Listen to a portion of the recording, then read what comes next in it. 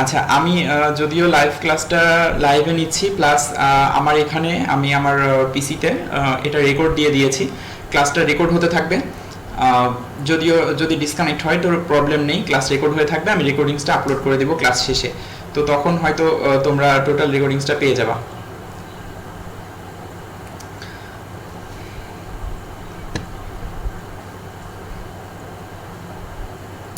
তো ওয়ার্ড ফাইলটা সবাই একটু দেখো। আমি যেটার কথা বলছিলাম যে লাস্ট ক্লাসে যে সোডিয়াম ক্লোরাইডের ফর্মেশনটা পড়িয়েছি, আজকে সেম সেই ফর্মেশনটা অ্যাকচুয়ালি কিভাবে হয় আমি লাস্ট ক্লাসে কিছু বলে দিয়েছি। তারপরও আজকে কিছু নতুন ব্যাপার নিয়ে আলোচনা করব। আমরা জানতাম যে sodium and chlorine atom react করে সোডিয়াম ক্লোরাইড সল্ট প্রডিউস করে।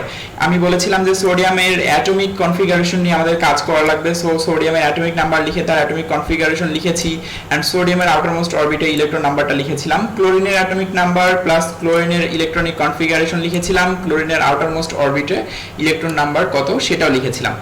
তারপরে বলেছিলাম যে সোডিয়াম অ্যাকচুয়ালি একটা ইলেকট্রন রিলিজ করে তার নিয়ারেস্ট যে হচ্ছে ইনার্ট গ্যাস আছে সেই ইনার্ট গ্যাসের ইলেকট্রনিক কনফিগারেশন অ্যাচিভ করার ট্রাই করে, আর ক্লোরিন একটা ইলেকট্রন রিসিভ করে তার নিয়ারেস্ট যে ইনার্ট গ্যাস আছে সেই ইনার্ট গ্যাসের ইলেকট্রনিক কনফিগারেশন অ্যাচিভ করার ট্রাই করে। আচ্ছা, এই পর্যন্ত বলেছিলাম যে সোডিয়াম পজিটিভ আয়নে কনভার্ট হয়, ক্লোরিন নেগেটিভ আয়নে কনভার্ট হয়, that's why sodium and chlorine bond করে অ্যান্ড সোডিয়াম ক্লোরাইড প্রডিউস করে। আচ্ছা, আজকে আমাদের আমি সেটা একটু দেখিয়ে নিচ্ছি। লাস্টের ক্লাসটা দেখো যে সোডিয়াম অ্যাকচুয়ালি একটা ইলেকট্রন রিলিজ করে নিয়ারেস্ট ইনার্ট গ্যাস নিওনের অ্যাটমিক কনফিগারেশন অ্যাচিভ করে। ক্লোরিন একটা ইলেকট্রন রিসিভ করে নিয়ারেস্ট ইনার্ট গ্যাস আর্গনের ইলেকট্রনিক কনফিগারেশন অ্যাচিভ করে। তো এটা লাস্ট ক্লাস পর্যন্ত আমাদের পড়া হয়েছিল। আচ্ছা, আজকে আমাদের পড়া হবে যে অ্যাকচুয়ালি কেন এই ঘটনাটা ঘটে, কেন সোডিয়াম একটা ইলেকট্রন রিলিজ করে পজিটিভ আয়নে হয় এবং কিভাবে পজিটিভ আয়নে কনভার্ট হয়, কেন ক্লোরিন একটা ইলেকট্রন রিসিভ করে এবং সে একটা ইলেকট্রন রিসিভ করে কিভাবে নেগেটিভ আয়নে কনভার্ট হয়। আজকে আমরা এটা শিখব, ঠিক আছে? আচ্ছা, যদি লাইভ ক্লাসটা আটকে থাকে তাহলে তোমাদের টেনশন করা লাগবে না, টেনশন করো না। এখন লাইভে দেখার চেষ্টা করো। আমি যে লাইভটা করছি, লাইভটা আমার এখানে রেকর্ড হচ্ছে, আমি ক্লাস শেষে এটা আপলোড করে দিব, সবাই দেখে নিতে পারবা সেখানে কোনো বাফার হবে না, প্লাস হচ্ছে যে আটকে বা বেঁধেও যাবে না, ঠিক আছে? আচ্ছা, আপাতত তোমরা যারা লাইভে দেখছো তারা একটু কষ্ট করে এই ক্লাসটা করো, আমি ক্লাস শেষে মেইন ভিডিওটা আপলোড করে দিব। আচ্ছা, তাহলে চলো আজকের ক্লাসটা শুরু করি। তাহলে আমরা আজকে শিখবো যে সোডিয়াম কেন এবং কিভাবে পজিটিভ আয়নে কনভার্ট হয়, ক্লোরিন কেন এবং কিভাবে নেগেটিভ আয়নে কনভার্ট হয়। আচ্ছা, এটা যদি শিখতে হয় তাহলে আমাদের সোডিয়ামের ইলেকট্রনিক কনফিগারেশন, ক্লোরিনের ইলেকট্রনিক কনফিগারেশন এটা অনেক ভালো করে জানা থাকা লাগবে। এটা তো আমরা জানি, তাই না? আচ্ছা, আমি তারপরে আরেকবার বলে নিচ্ছি। সোডিয়ামের অ্যাটমিক নাম্বার হচ্ছে 11, সোডিয়ামের ইলেকট্রনিক কনফিগারেশনটা দেখো এখানে করা আছে, এবং আউটারমোস্ট অরবিটে সোডিয়ামের অনলি 1 ইলেকট্রন আছে। আচ্ছা, ক্লোরিনের অ্যাটমিক নাম্বার আমরা জানি 17, ক্লোরিনের ইলেকট্রনিক কনফিগারেশন এখানে করা আছে, দেখে নাও। আর ক্লোরিনের আউটারমোস্ট অরবিটে 7 ইলেকট্রন থাকে, সেটা আমরা জানি। আচ্ছা, এখন আমরা শিখবো বা দেখবো যে সোডিয়াম কিভাবে পজিটিভ আয়নে কনভার্ট হয়। তো চলো সেটা আমরা দেখার চেষ্টা করি। আচ্ছা, এটা দেখার জন্য আমাদেরকে অ্যাকচুয়ালি লাগবে হচ্ছে একটা পাওয়ার পয়েন্ট প্রেজেন্টেশন আমি তোমাদের দেখাবো, সেখান থেকে এটা বোঝা যাবে। তো চলো প্রেজেন্টেশনটা দেখি।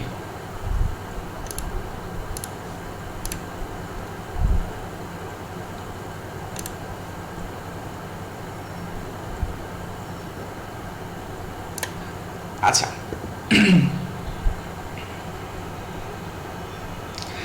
আচ্ছা, সোডিয়ামের কথা যেহেতু বলছি তাহলে সোডিয়ামেরটা একটু দেখো। আমরা তো জানি যে সোডিয়াম কিভাবে হয়, আমি একটু দেখাচ্ছি। এই লাইভ শোটা প্লে করছি, তোমরা একটু দেখে নাও এখান থেকে।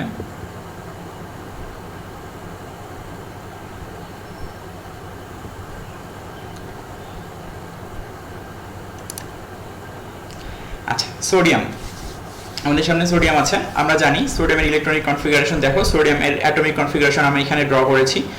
সোডিয়ামের একটা নিউক্লিয়াস, ফার্স্ট অরবিটে আছে 2টা ইলেকট্রন, সেকেন্ড অরবিটে আছে 8টা ইলেকট্রন, অ্যান্ড লাস্ট অরবিটে আছে অনলি 1 ইলেকট্রন, তাই না? আচ্ছা, তাহলে সোডিয়ামের অ্যাটমিক নাম্বার হচ্ছে 11, দেখো এখানে 11 ইলেকট্রন আছে। আচ্ছা, সোডিয়ামের অ্যাটমিক নাম্বার 11। ওকে, তাহলে আমরা দেখছি যে অ্যাটমিক নাম্বার 11 অ্যান্ড 11 ইলেকট্রন আমরা দেখতে পাচ্ছি সোডিয়ামের অ্যাটমে 11 ইলেকট্রন আছে। আর আমরা জানি যে ইলেকট্রন যতটা থাকে একটা অ্যাটমের মধ্যে প্রোটনও ঠিক ততটাই থাকে। তাহলে 11 ইলেকট্রন যদি থাকে, নাম্বার অফ ইলেকট্রন যদি হয় 11, তাহলে প্রোটন নাম্বারও হবে 11, that is 11 proton in sodium atom. ঠিক আছে? আচ্ছা, এখানে দেখো নোটাবেলি দেওয়া আছে, নোট দেওয়া আছে যে as we know amount of proton and electron is always equal in an atom. আমরা জানি যে অ্যাটমের মধ্যে ইলেকট্রন অ্যান্ড প্রোটন নাম্বারটা অলওয়েজ ইকুয়াল থাকে। ঠিক আছে? তাহলে 11 electron 11 proton in sodium. Okay, so proton is equal to electron, proton আর ইলেকট্রন সবসময় সমান পরিমাণে থাকবে, equal amount of proton equal amount of electron থাকবে একটা অ্যাটমের মধ্যে। সোডিয়ামের মধ্যেও তাই আছে, সোডিয়ামের মধ্যে 11 ইলেকট্রন আছে প্লাস 11 প্রোটন আছে। ঠিক আছে? Okay, and proton has positive charge. আমরা জানি, অবভিয়াসলি আমরা যখন পড়েছি চ্যাপ্টার 2 সম্ভবত, সেখানে ছিল প্রোটনের পজিটিভ চার্জ আছে, ইলেকট্রনের নেগেটিভ চার্জ আছে। তাহলে আমি দেখো এখানে নোট লিখে দিয়েছি, and proton has positive charge and electron has negative charge. So positive charge is equal to negative charge, that is এই সোডিয়াম অ্যাটমের মধ্যে প্রোটন আর ইলেকট্রন নাম্বার যেহেতু সেম সেম আছে, 11 প্রোটন আর 11 ইলেকট্রন আছে, যেহেতু তাদের অ্যামাউন্ট সেম, তাহলে তাদের চার্জ ও same same amount of charge ও থাকবে। তাহলে পজিটিভ চার্জ যতটা থাকবে that is proton positive charge, ঠিক ততটাই নেগেটিভ চার্জ থাকবে, দ্যাট ইজ ইলেকট্রন। তাহলে প্রোটন আর ইলেকট্রন নাম্বার যেহেতু ইকুয়াল, যেহেতু proton is equal to electron, that's why positive charge is equal to negative charge. ঠিক আছে? তাহলে আমি প্রথম থেকে বলছি, দেখো সোডিয়ামের অ্যাটমিক নাম্বার 11, সোডিয়ামে 11 ইলেকট্রন আছে। আমরা জানি the amount of electron is equal to the amount of proton. 11 electron যেহেতু আছে সোডিয়াম অ্যাটমে, তাহলে 11 প্রোটনও আছে, that is proton number is equal to electron number. Proton is equal to electron আমি জাস্ট সিম্পলি লিখে রেখেছি।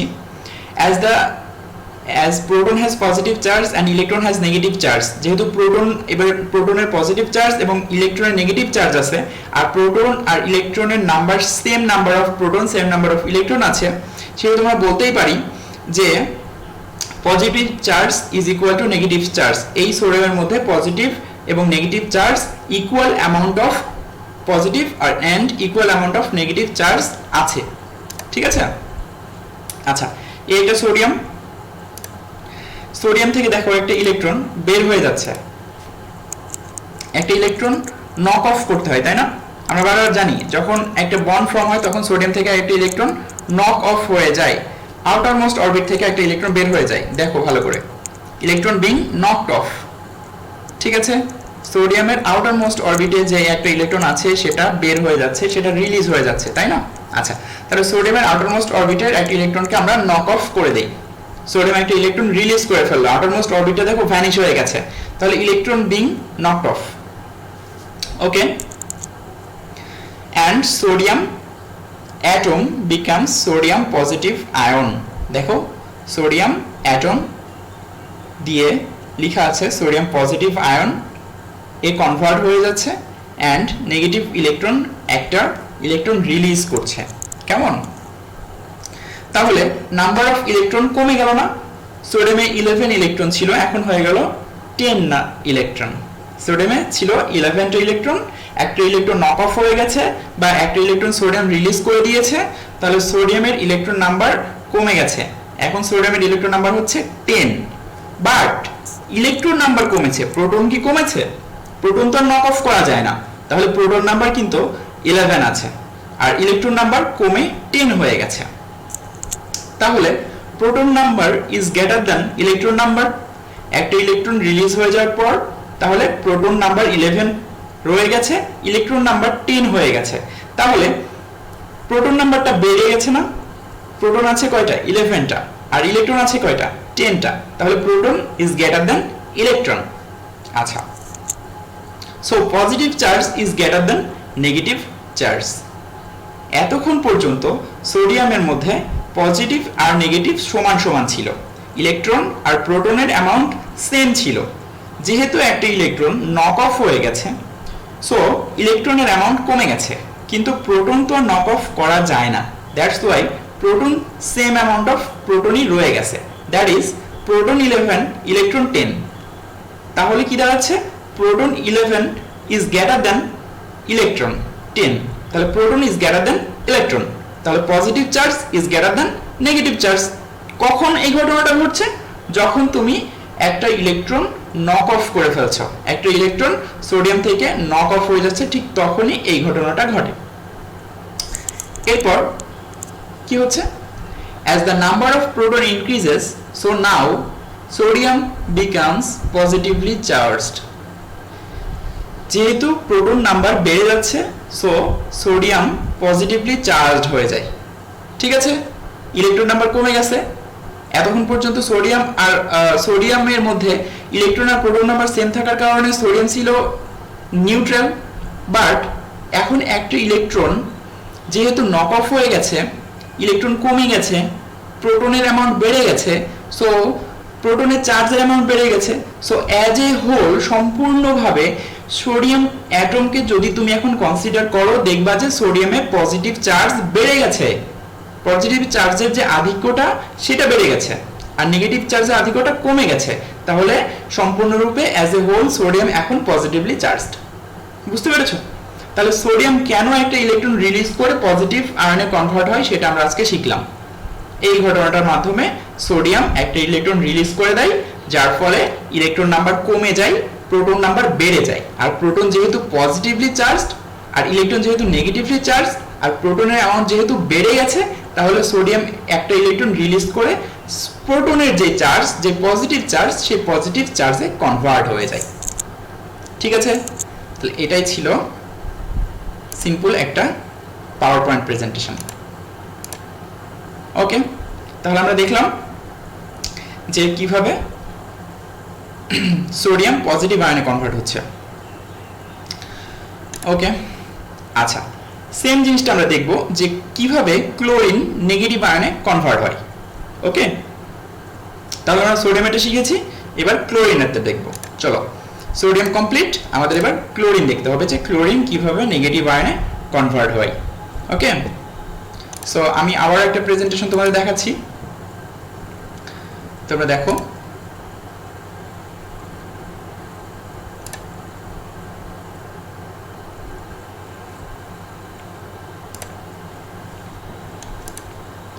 First of all chlorine atom দেখো, ক্লোরিনের atomic number তো আমরা জানি, তাই না? ক্লোরিনের অ্যাটমিক নাম্বার হচ্ছে 17।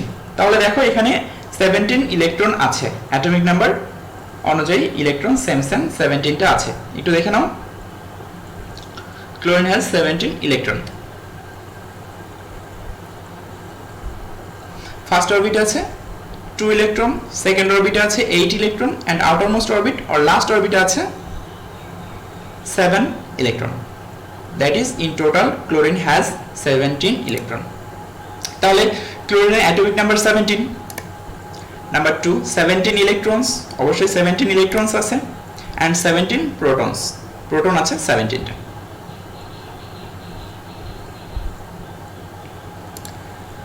So proton is equal to electron, proton আর ইলেকট্রন সেম অ্যামাউন্ট অফ আছে। দেখো 17 electron 17 proton, that is proton is equal to electron. Positive charge is equal to negative charge, same amount of positive and negative charge আছে। এখন outermost orbit বা outermost কোনো একটা medium, কোনো একটা atom থেকে একটা ইলেকট্রন সোডিয়ামের মধ্যে আসবে, এই সরি ক্লোরিনের মধ্যে আসবে, ক্লোরিন একটা ইলেকট্রন রিসিভ করবে। দেখো কোথা থেকে, আউটারমোস্ট কোনো অ্যাটম থেকে ক্লোরিন একটা ইলেকট্রন রিসিভ করছে, ভালো করে নোটিস করো, বাইরে থেকে একটা ইলেকট্রন এসে ক্লোরিনের মধ্যে, ক্লোরিন অ্যাটমের মধ্যে ঢুকছে, তাহলে chlorine receives an electron, and chlorine একটা ইলেকট্রন রিসিভ করলো, করে নেগেটিভ আয়নে কনভার্ট হলো।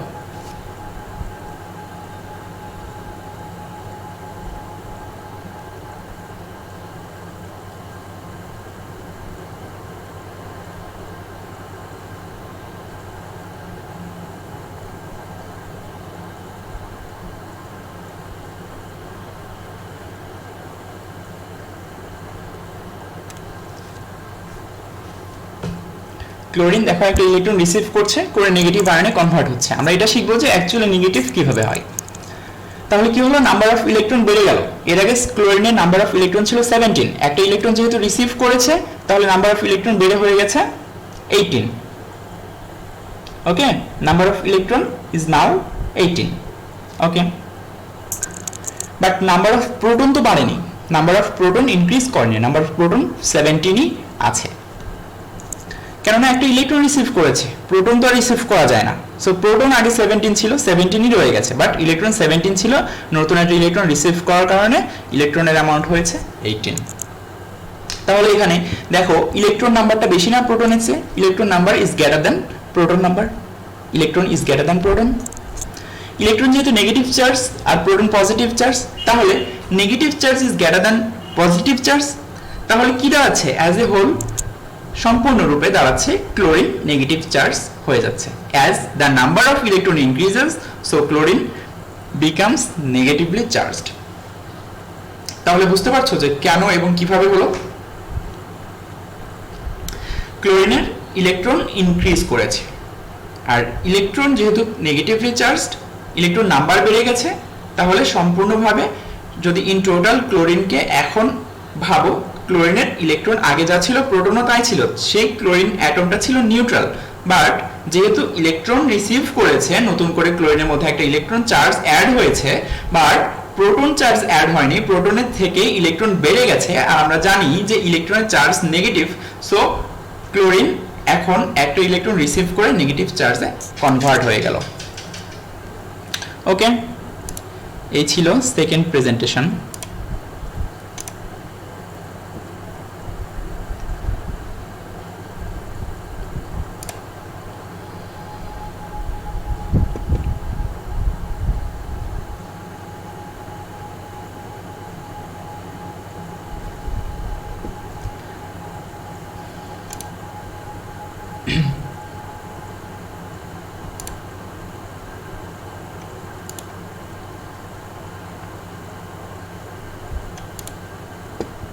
আচ্ছা, আমরা শিখলাম তাহলে সোডিয়াম কিভাবে পজিটিভ চার্জে কনভার্ট হয় আর ক্লোরিন কিভাবে নেগেটিভ চার্জে কনভার্ট হয়। ওকে,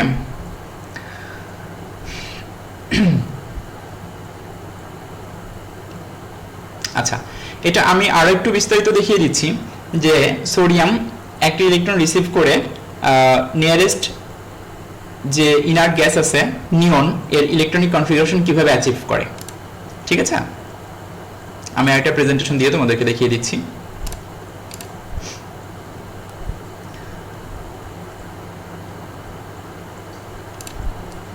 আচ্ছা, সোডিয়াম ক্লোরাইড ফর্মেশন, এটা আমি টোটালটা দেখাবো।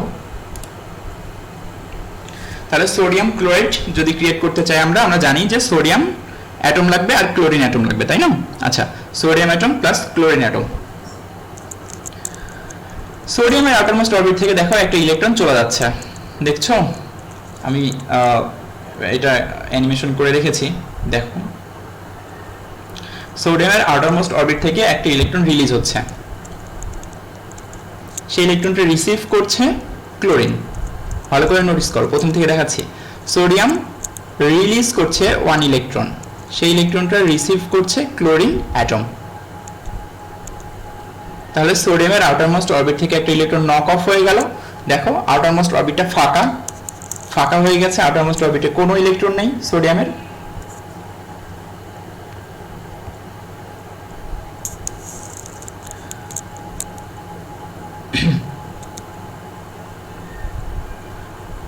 বাট ক্লোরিন এর আউটারমোস্ট অরবিটে দেখো একটা ইলেকট্রন অ্যাড হয়ে গেছে। তাহলে সোডিয়াম কি হবে? সোডিয়াম একটা ইলেকট্রন রিলিজ করে পজিটিভ আয়নে কনভার্ট হবে। ক্লোরিনের সাথে কি ঘটনাটা ঘটবে? ক্লোরিন একটা ইলেকট্রন রিসিভ করে নেগেটিভ আয়নে কনভার্ট হবে। এখন এই টোটাল ব্যাপারটাকে যদি তুমি প্লাস দাও দুইটা ইকুয়েশনকে, সোডিয়াম পজিটিভ অ্যান্ড ক্লোরিন নেগেটিভকে, তাহলে কি দাঁড়াবে? Sodium positive plus chlorine negative ion. আর আমরা জানি অপোজিট অ্যাট্রাক্টস। সোডিয়ামের যে পজিটিভ আয়ন ক্লোরিনের নেগেটিভ আয়ন অ্যাট্রাক্ট করবে অ্যান্ড তারা একটা বন্ড ফর্ম করবে, এই অ্যাটম দুইটা, এই আয়ন দুইটা ফর্ম করে ক্রিয়েট হবে সোডিয়াম ক্লোরাইড। ওকে, তাহলে নিচে দেখো সোডিয়ামের নিচে অ্যারো চিহ্নটা খেয়াল করো, সোডিয়াম পজিটিভ আয়নে কনভার্ট হয়ে যাচ্ছে, প্লাস ক্লোরিন নেগেটিভ আয়নে কনভার্ট হচ্ছে। অ্যাজ এ হোল টোটাল রিয়াকশনটা সোডিয়াম ক্লোরাইড। ওকে, তাহলে এটা ছিল আমাদের লাস্ট প্রেজেন্টেশন আজকের। তাহলে এই ক্লাসটা একটু ভালো করে দেখবা তোমরা, কিভাবে সোডিয়াম ক্লোরাইডটা ফর্ম করছে, ভিডিওটা দেখবা। পজিটিভ আয়ন কিভাবে সোডিয়াম গেইন করে, ক্লোরিন কিভাবে নেগেটিভ আয়ন গেইন করে। আমি রেকর্ডিংস করে রাখছি, রেকর্ডিংসটা আপলোড করে দেবো ইনশাল্লাহ, তখন তোমরা ক্লাসটা দেখে নিতে পারবা। কেননা আমার নেট নেই, নেট চলে গেছে একদমই, সেজন্য লাইভ কন্টিনিউ করা পসিবল হচ্ছে না। আমি ক্লাসটা রেকর্ড করছি। আচ্ছা, আমি ওয়ার্ড ফাইলটা দেখাচ্ছিলাম। আচ্ছা, তাহলে এখান থেকে the formation of chemical bond, এটা আমরা মোটামুটি আজকে শিখে ফেলেছি যে সোডিয়াম ক্লোরাইড একটা সিম্পল এক্সাম্পল দিয়ে আমরা শিখেছি, যাতে আমাদের মনে রাখা সহজ হয়, বোঝা সহজ হয়।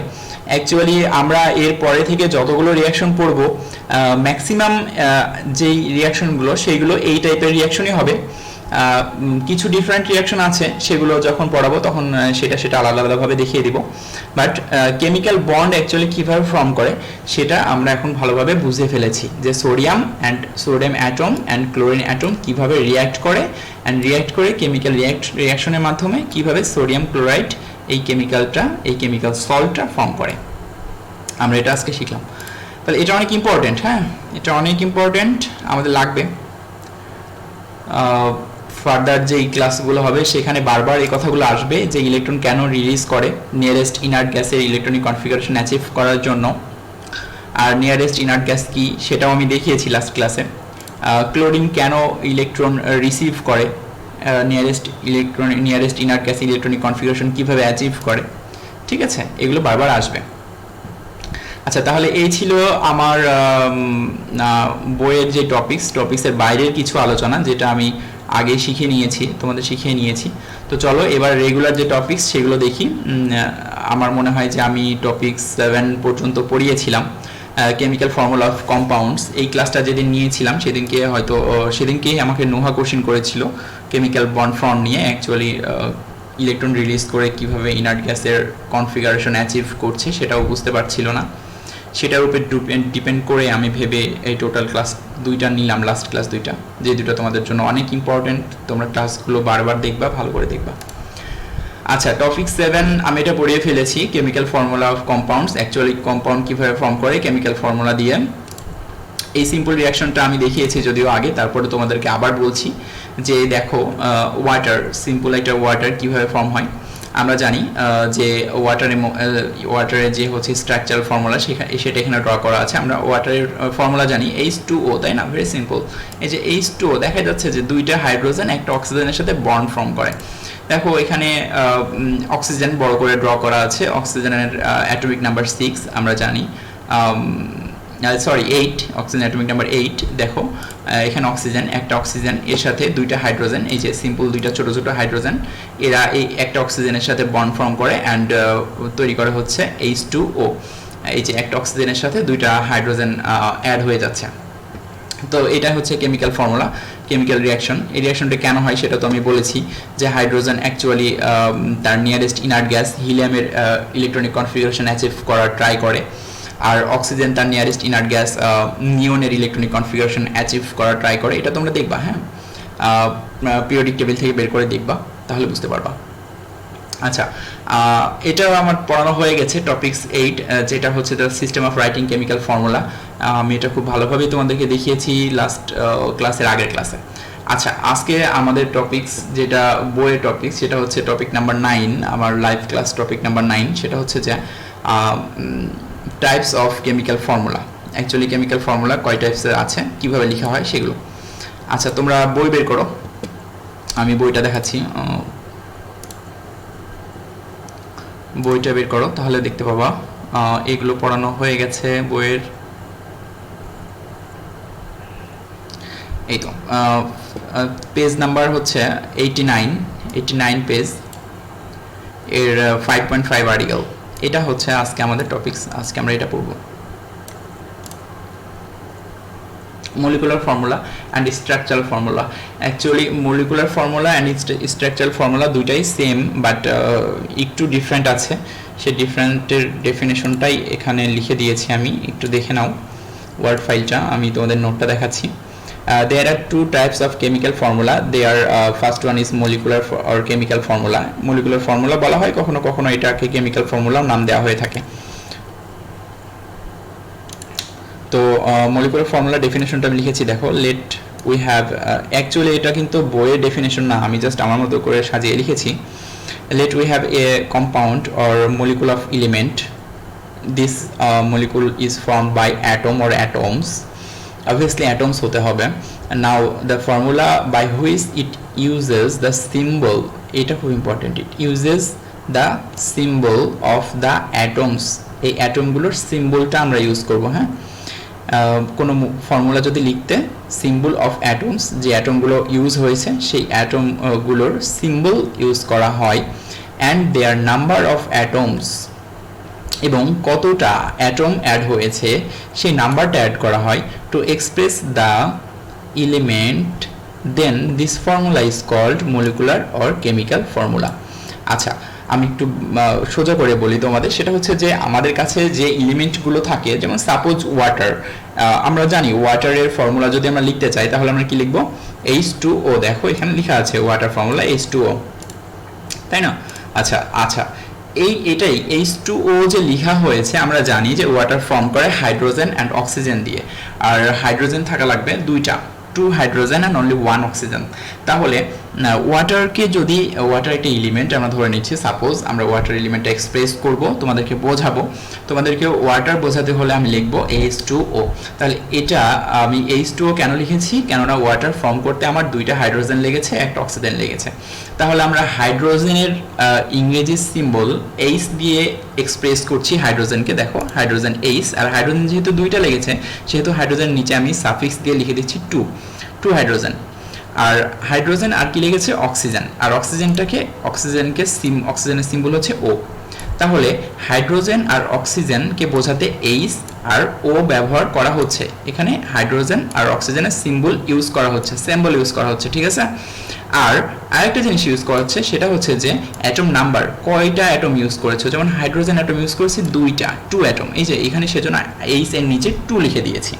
তাহলে কোনো মলিকুলার ফর্মুলা বা কোনো এলিমেন্টকে এক্সপ্রেস করার জন্য যদি ফর্মুলাটা এভাবে লেখা হয়, যে ফর্মুলার মধ্যে তুমি এলিমেন্টটা ফর্ম করতে যেই অ্যাটম ইউজ করেছো সেই অ্যাটমের সিম্বল এবং কতটা অ্যাটম ইউজ করেছো তার নাম্বার সাফিক্স দিয়ে লিখে দাও, দিয়ে সেই এলিমেন্টের নাম যদি তুমি লিখে এক্সপ্রেস করো এইভাবে, যেমন ওয়াটার এলিমেন্ট প্রডিউস করতে আমাদের হাইড্রোজেন অক্সিজেন লেগেছে, হাইড্রোজেন দুইটা লেগেছে, আর হাইড্রোজেনকে এক্সপ্রেস করার জন্য আমি সিম্বল H ইউজ করছি, আর হাইড্রোজেন যেহেতু দুইটা লেগেছে তাহলে H এর পরে সাফিক্স দিয়ে 2 লিখে দিচ্ছি, আর অক্সিজেন একটা লেগেছে সেজন্য আমি অক্সিজেন অনলি O লিখে রাখছি। তাহলে এইরকম যদি কোনো এলিমেন্ট থাকে, ওয়াটার এলিমেন্ট, তাকে এক্সপ্রেস করার জন্য যদি তুমি H2O লেখো, হাইড্রোজেন আর অক্সিজেনের কম্বিনেশনকে যদি তুমি H এবং O দিয়ে এক্সপ্রেস করো, তাহলে এই টাইপের যে ফর্মুলা, এইভাবে লিখে বোঝানো যে ফর্মুলা, সিম্বল লিখে বোঝানোর যে ফর্মুলা, সেটাই হচ্ছে মলিকুলার ফর্মুলা।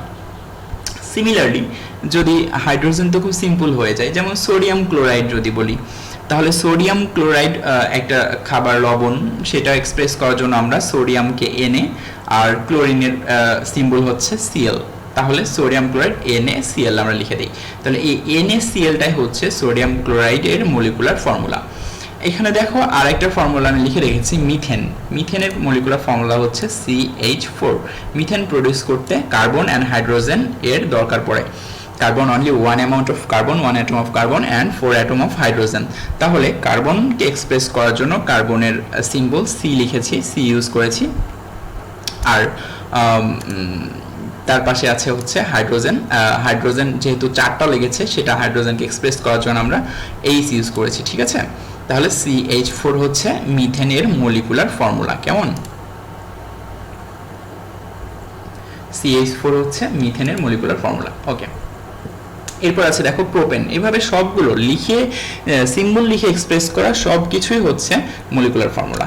তোমরা একটু আরো অনেক এক্সাম্পল আছে, তোমাদের নিজের মতো করে সাজিয়ে এক্সাম্পলগুলো লিখে নিবা। আমি এখানে মিথেন আর প্রোপেনটা লিখেছি C3H8। ঠিক আছে, তাহলে এই ছিল আমাদের মলিকুলার ফর্মুলা কোনো এলিমেন্টকে এক্সপ্রেস করার জন্য। সেই এলিমেন্টটা যে অ্যাটম দিয়ে ফর্ম করেছে সেই অ্যাটমগুলোর সিম্বল দিয়ে অ্যান্ড কতটা করে সেই অ্যাটম ইউজ করেছো সেই অ্যাটম নাম্বারটা নিজে ছোট করে লিখে দিয়ে এক্সপ্রেস করার এই যে সিস্টেম, এটাকে বলে molecular formula or chemical formula. আচ্ছা, এই ছিল একরকম ফর্মুলা। আরেকটা ফর্মুলা আসছে, সেটা হচ্ছে স্ট্রাকচারাল ফর্মুলা। স্ট্রাকচারাল ফর্মুলা আমরা নাম থেকেই বুঝতে পারছি, নাম হচ্ছে স্ট্রাকচার। দ্যাট মিনস যখন তুমি কোনো এলিমেন্টকে বোঝানোর জন্য লিখে তার নাম লিখে দিবা না, না লিখে শুধু তার স্ট্রাকচার আঁকিয়ে দিবা, দিয়ে বোঝানোর চেষ্টা করবা যে তুমি কোন এলিমেন্ট নিয়ে কথা বলছো, তাহলে সেই টাইপের যে ফর্মুলা, সেটা সেই স্ট্রাকচার আঁকিয়ে বোঝানোর যে ফর্মুলা, সেটা হচ্ছে স্ট্রাকচারাল ফর্মুলা। আমি এখানে একটু লিখেছি, দেখো, যে the formula by which we can express the element structurally by showing the atoms by which the main element is created। যে মেইন এলিমেন্টের কথা তুমি বলছো সেই এলিমেন্টটা অ্যাকচুয়ালি কি কি অ্যাটম দিয়ে ক্রিয়েট করা হয়েছে, সেই অ্যাটমগুলোর নাম, স্ট্রাকচার, ফিগার ড্র করে আঁকিয়ে বোঝানোর নামই হচ্ছে in the first place called the organisation of atoms and the structural formula of that element. আচ্ছা, আমরা মলিকুলার ফর্মুলা যেহেতু যখন ওয়াটার লিখেছি, দেখো ওয়াটার লিখেছি H2O, বাট এই H2O কে যদি তুমি স্ট্রাকচারালি বোঝানোর ট্রাই করো তখন তোমাকে এইভাবে ফিগার ড্র করতে হবে। দেখো এখানে একটা ফিগার ড্র করা আছে, একটা অক্সিজেন, দুইটা হাইড্রোজেন, 1 হাইড্রোজেন 2 হাইড্রোজেন। তাহলে ওয়াটারকে বোঝানোর জন্য তুমি যখন এই স্ট্রাকচারটা ইউজ করবা, ফিগার ড্র করবা, তখন সেটা হয়ে যাবে স্ট্রাকচারাল ফর্মুলা। বাট যখন তুমি লিখে দিবা H2O ইংরেজিতে সিম্বল ইউজ করে অ্যান্ড কতটা অ্যাটম ইউজ করেছো সেই নাম্বারটা লিখে, তখন সেটা হবে মলিকুলার অর কেমিক্যাল ফর্মুলা। তাহলে বুঝতে পেরেছো ডিফারেন্সটা? দেখো, মিথেন যেটার কথা বলেছিলাম, মিথেনের মলিকুলার ফর্মুলা আমরা লিখেছিলাম CH4। তাহলে দেখো, একটা কার্বন, চারটা হাইড্রোজেন, এদেরকে ড্র করতে হবে। দেখো ড্র করে নেওয়া আছে, একটা কার্বন দেখা যাচ্ছে, একটা কার্বন, আর ঠিক তার চারপাশে চারটা হাইড্রোজেন আছে, একটা, দুইটা, তিনটা, চারটা হাইড্রোজেন ড্র করা আছে। কেমন? তাহলে এই ছিল হচ্ছে স্ট্রাকচার ফর্মুলা। মেবি আরও একটা এক্সাম্পল আছে, যেহেতু প্রোপনের কথা বলেছিলাম মলিকুলার ফর্মুলাতে। দেখো দেখিয়ে দিচ্ছি, মলিকুলার ফর্মুলাতে প্রোপেন C3H8। আমরা বুঝতেই পারছি কার্বন 3টা আঁকাতে হবে, হাইড্রোজেন 8টা আঁকাতে হবে, ড্র করতে হবে। দেখো সেটা এখানে ড্র করা আছে, প্রোপেন ড্র করা আছে, একটু দেখে নাও। 3টা কার্বন, নাম্বার 1 2 3, তার সাথে 8টা হাইড্রোজেন আঁকিয়ে দিতে হবে। 1 2 3 4 5 6 7 8 হাইড্রোজেন। আর এই যে দাগগুলো এখানে দেওয়া আছে, এইগুলোর নাম হচ্ছে বন্ড সিম্বল। ঠিক আছে, বন্ড সিম্বল, প্রতিটার সাথে একটা করে দেখো দাগ দেওয়া আছে, এই দাগটা হচ্ছে বন্ড সিম্বল। কেমন? এই কার্বনটা যে হাইড্রোজেনের সাথে বন্ড ফর্ম করেছে সেটা এই ছোট্ট একটা হাইফেনের মতো দাগ, এইটা দিয়ে বোঝানো হয়। ঠিক আছে, তাহলে মলিকুলার ফর্মুলা বোঝাতে আমাদের যেই অ্যাটমগুলো নিয়ে আমরা কথা বলবো, সেই অ্যাটমগুলোর মধ্যে একটা করে বন্ড সিম্বল দিয়ে আঁকিয়ে ড্র করে বোঝাবো, সেটাই হয়ে যাবে আমাদের মলিকুলার ফর্মুলা। সবগুলোতে দেখো বন্ড সিম্বল আছে। মিথেনে দেখো কার্বনের সাথে বন্ড সিম্বল দেওয়া আছে, ওয়াটারে দেখো হাইড্রোজেনের সাথে অক্সিজেনের বন্ড সিম্বল দেওয়া আছে। ঠিক আছে, এগুলো হচ্ছে বন্ড সিম্বল। এই ছিল আমাদের মলিকুলার অ্যান্ড স্ট্রাকচারাল ফর্মুলা। আচ্ছা, টপিক নাম্বার 10। আচ্ছা ঠিক আছে, আমরা এই টপিকটা একটু দেখি। বই থেকে আমি দেখিয়ে দিচ্ছি, তোমরা একটু বইটা বের করো, এটা আসলে বইয়ের কোথায় আছে। তাহলে আমাদের এটা পড়া হয়ে গেল, মলিকুলার অ্যান্ড স্ট্রাকচারাল ফর্মুলা আমাদের এটা কমপ্লিট। আমি আশা করি তোমরা বুঝতে পারবা ভিডিওটা দেখলেই। তো তোমরা দেখবা, বোঝার চেষ্টা করবা, যদি না বোঝো তাহলে আমাকে ভিডিওর নিচে কমেন্ট করে দিবা, আমি নেক্সট ক্লাসে অবশ্যই সলভ করে দিব। তোমরা বই থেকে পড়ে নিও, কেমন? আচ্ছা, এরপরে আস্তে আস্তে আমাদের 5.6 article, 5.6 article number octet and duet rules. আচ্ছা, octet and duet rules, actually octet কাকে বলে অ্যান্ড ডেফিনেশন, ডুয়েট কাকে বলে সেটা ডেফিনেশন আমাদের আগে জানতে হবে, তারপরে না তাদের রুলসটা শিখতে হবে যে কিভাবে ফর্ম করে। আমি একটা নোট বানিয়ে রেখেছি, নোট থেকেই তোমাদের দেখায় সহজ হবে। দেখো, অ্যাট ফার্স্ট আমি ডুয়েট বুঝিয়েছি, অ্যাকচুয়ালি ডুয়েট রুল কিভাবে ফর্ম করে ডুয়েট। দেখো এই ফিগারটা তোমাদের বইয়ে আছে, বই থেকে নেওয়া। এখানে হাইড্রোজেন অ্যাটম আছে একটা, আর তার সাথে একটা হাইড্রোজেন অ্যাটম তার পাশে লাগানো আছে। দুইটা হাইড্রোজেন অ্যাটমেরই আমরা জানি যে প্রতিটা হাইড্রোজেন অ্যাটমে অনলি 1 ইলেকট্রন থাকে আউটারমোস্ট অরবিটে বা শেষ অরবিট, বা অনলি 1 অরবিট।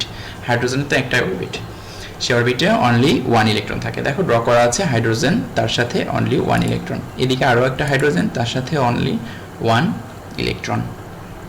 আচ্ছা, এই দুইটা হাইড্রোজেন একে অপরের সাথে রিঅ্যাক্ট করে অ্যান্ড ফর্ম করে H2।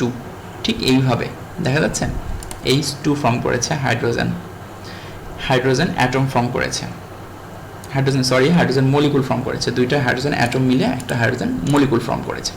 আচ্ছা, এখানে মনে হচ্ছে যে ইলেকট্রন দুইটা দেখতে পাচ্ছ, ইলেকট্রন দুইটা ঠিক মাঝখানে রয়েছে আর অ্যাটম দুইটা দুই পাশে।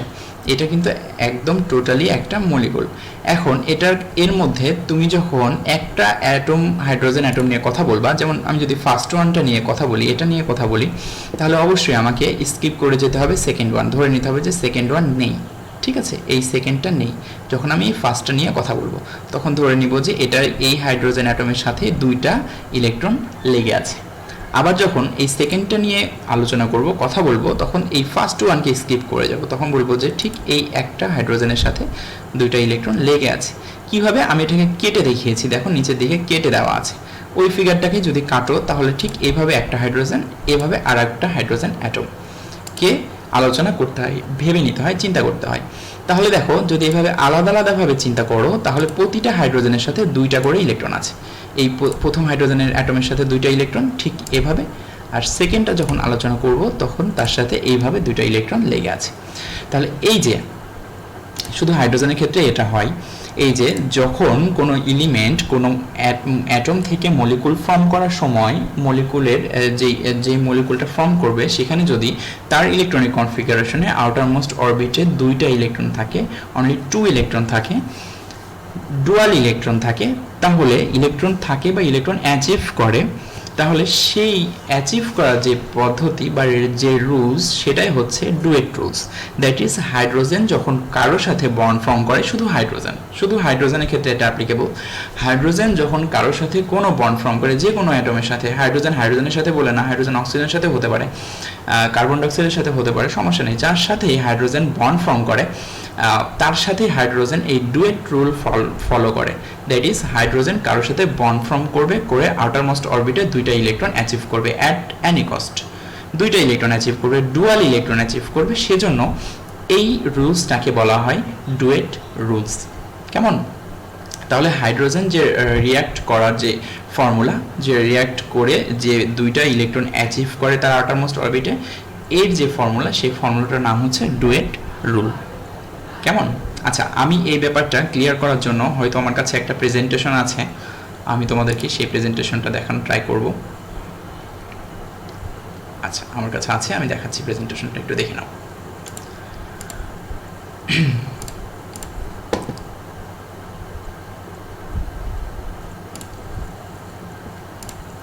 ফার্স্ট অফ অল দেখো একটা hydrogen atom,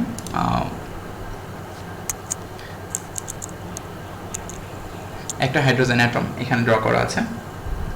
hydrogen atom outermost অরবিটে অনলি 1 ইলেকট্রন আছে, তার সাথে আরও একটা হাইড্রোজেন অ্যাটম অ্যাড হচ্ছে, অ্যাড হয়ে ফর্ম করছে কি H2। ঠিক আছে, তাহলে এই ঘটনাটা আবার দেখাচ্ছি। ফার্স্ট একটা হাইড্রোজেন অ্যাটম আউটারমোস্ট অরবিটে অনলি 1 ইলেকট্রন, তার সাথে নতুন করে একটা হাইড্রোজেন অ্যাটম অ্যাড হচ্ছে and as a whole totally form করছে H2 হাইড্রোজেন মলিকুল। ঠিক আছে,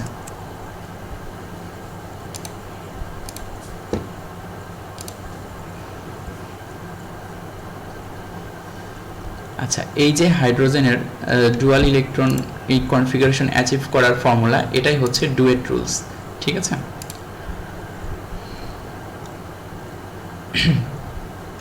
ডুয়েট রুলসটা আরও ক্লিয়ার হয়ে যাবে যখন আমরা অক্টেটটা বুঝতে পারবো, অক্টেটটা শিখবো। ঠিক আছে, আমি অক্টেটটা দেখিয়ে দিই আজকের ক্লাসেই।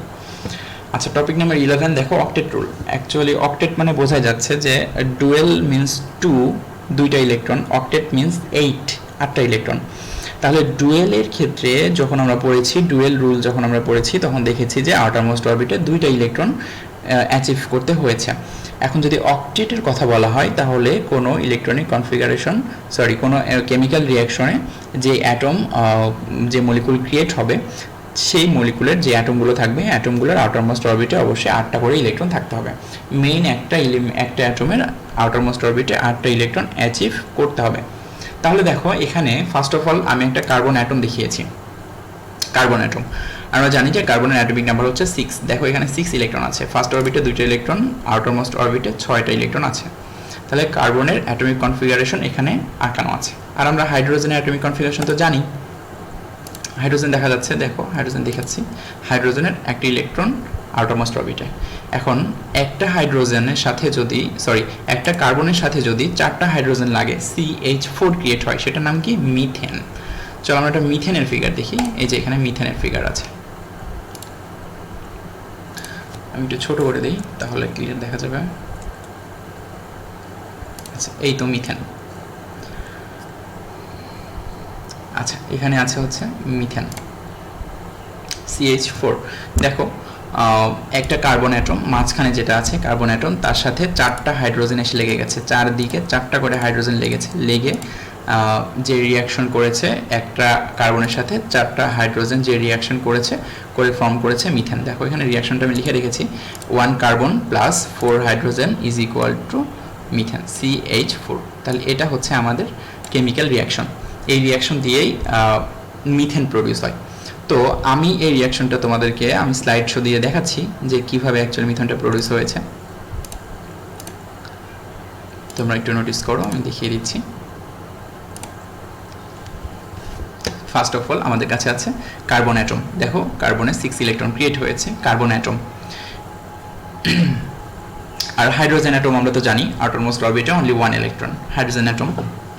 এরপর আসছে দেখো একটা কার্বন অ্যাটম, 6 ইলেকট্রন, এর সাথে কিভাবে একটা একটা করে হাইড্রোজেন লেগে যাবে। একটা করে হাইড্রোজেন আউটারমোস্ট অরবিটে লেগে যাচ্ছে, ঠিক আছে? প্রতিটির সাথে একটা করে হাইড্রোজেন লেগে গেল।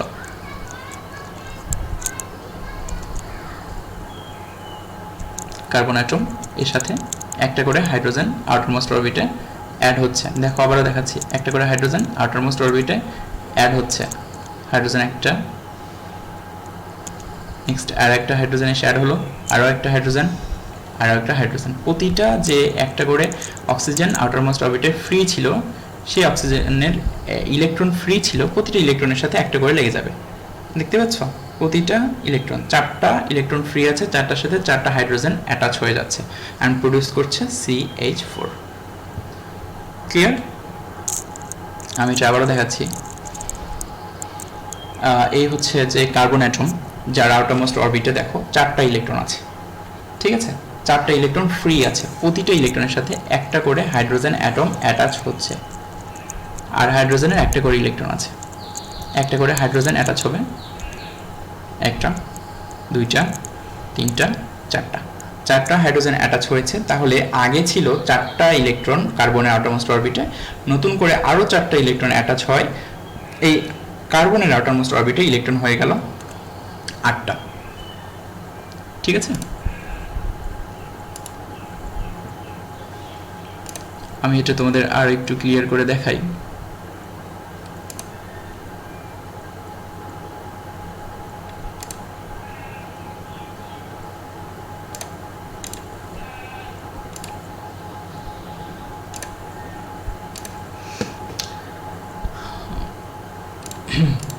আচ্ছা, আমি এটা দেখাচ্ছি।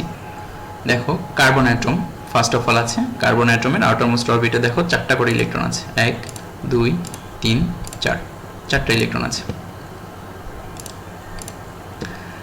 আর ইনার অরবিটে আছে 2টা ইলেকট্রন, আর এখানে তো নিউক্লিয়াস আমরা দেখতেই পাচ্ছি। আচ্ছা, এই ছিল ফার্স্ট স্লাইড। সেকেন্ড হচ্ছে যে হাইড্রোজেন অ্যাটম, আমরা জানি হাইড্রোজেন আউটারমোস্ট অরবিটে থাকে অনলি 1 ইলেকট্রন।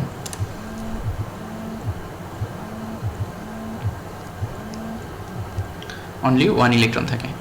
আচ্ছা, এই যে ফার্স্ট যে ইয়েটা কার্বনের সাথে দেখো আউটারমোস্ট অরবিটে একটা করে ইলেকট্রন এসে অ্যাটাচ হচ্ছে, এবং ইলেকট্রনগুলো অ্যাটাচ হয়ে কার্বনের আউটারমোস্ট অরবিটে ইন টোটাল 8টা ইলেকট্রন হয়ে গেছে। এবার গুণে দেখো, যদি শুধু কার্বনকে কনসিডার করো তাহলে দেখো গুণে দেখো আউটারমোস্ট অরবিটে হয়েছে 8টা ইলেকট্রন, 8 ইলেকট্রন। তাহলে এই যে কার্বন হাইড্রোজেনের সাথে বন্ড ফর্ম করে তার আউটারমোস্ট অরবিটে ইলেকট্রন অ্যাচিভ করলো, 8টা ইলেকট্রন অ্যাচিভ করলো, এই প্রসেসটাই হচ্ছে অক্টেট প্রসেস। এটা আমি ওয়ার্ড ফাইলে আর একটু ক্লিয়ারলি তোমাদের দেখাচ্ছি, দেখো।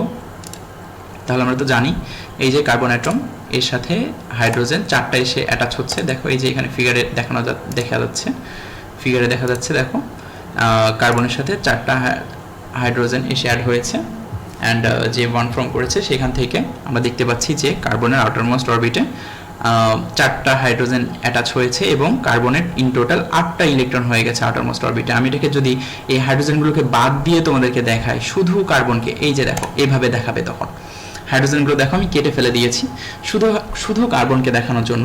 তাহলে দেখো কার্বনের ফার্স্ট অরবিটে 2টা ইলেকট্রন আর আউটারমোস্ট লাস্ট অরবিটে 1 2 3 4 5 6 7 8 ইলেকট্রন।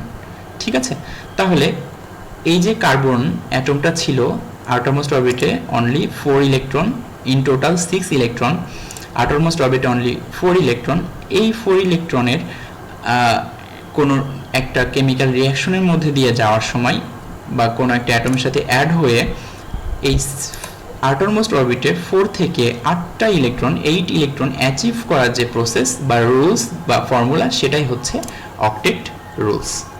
তাহলে কার্বন হাইড্রোজেনের সাথে রিঅ্যাক্ট করে অক্টেট রুলস ফলো করে অ্যান্ড মিথেন প্রডিউস করে CH4। কেমন? তাহলে এই ছিল অক্টেট রুলস। তোমরা ক্লাসটা ভালো করে দেখবা, দেখে বোঝার চেষ্টা করবা, প্লাস বইটা পড়বা। যদি কোনো প্রবলেম থাকে আমাকে নেক্সট ক্লাসে বলবা, আমি এটা নিয়ে আবারও কথা বলে নেক্সট ক্লাসে